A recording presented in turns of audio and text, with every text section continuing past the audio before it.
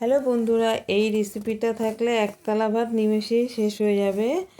শিমগুলো আমি ভালো করে ধুয়ে কেটে লবণ দিয়ে একটু সামান্য জল দিয়ে সিদ্ধ করে নেব। এবার সিদ্ধ হয়ে গেলে ওটা আমি ঠান্ডা করে মিক্সচারে দিয়ে দেবো, দিয়ে পেস্ট করে নেব। বন্ধুরা, এই রেসিপিটা করে খেয়ে দেখবেন, এত সুন্দর খেতে।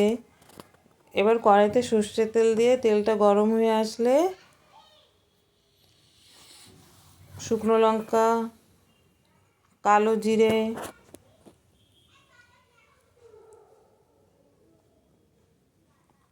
চেরা কাঁচা লঙ্কা, রসুন কুচি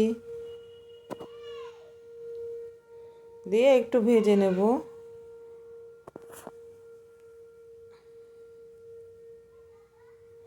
নিয়ে আমি এবার পেঁয়াজ কুচি দিয়ে দেবো।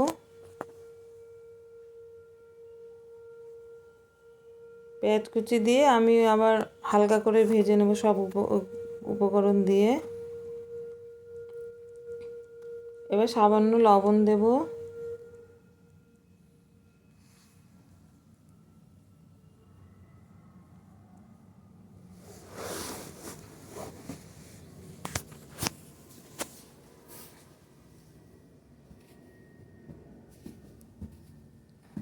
দিয়ে সবগুলো দিয়ে আবার ভেজে নেব ভালো করে। তারপরে সামান্য হলুদ দেব।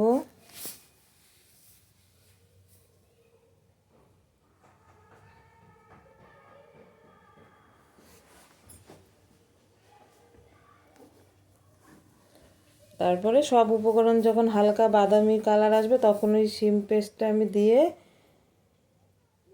নাড়াতে থাকবো। যত সময় জলটা শুকিয়ে আসবে তত সময় নাড়াতে থাকবো। এবার জলটা শুকিয়ে আসলে ধনেপাতা কুচি দিয়ে দেব।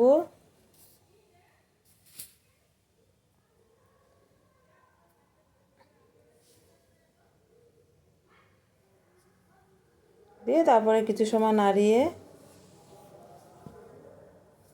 আমি গ্যাসটা বন্ধ করে দেব।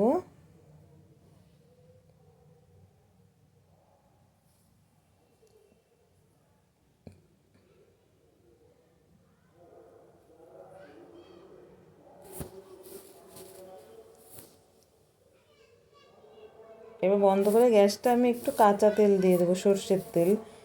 এটা দিলে মানে খেতে এত সুন্দর হয়।